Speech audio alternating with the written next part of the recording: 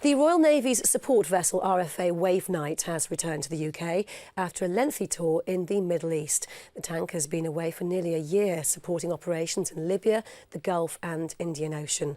Will Inglis watched her pull alongside in Portland.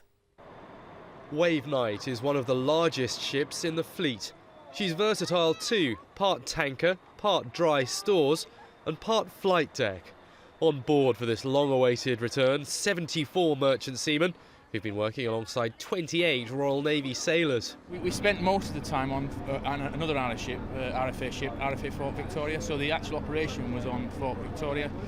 We transferred at sea to basically get a lift home, really, with the helicopter and the crew.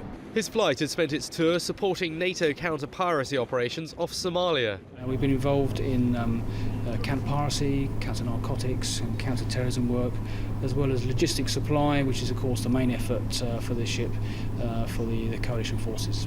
Wave Knight's civilian crew changed mid-tour, but it's still been a long time away from home, especially for one man at the end of his career. Mixed feelings, obviously.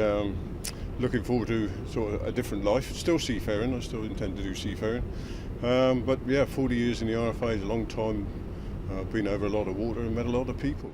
While today marks the beginning of a period of shore leave for the handful of Royal Navy sailors that have just returned aboard Wave Knight, the same isn't true for their Royal Fleet Auxiliary counterparts. They're now hard at work preparing the ship for a lengthy period of refit.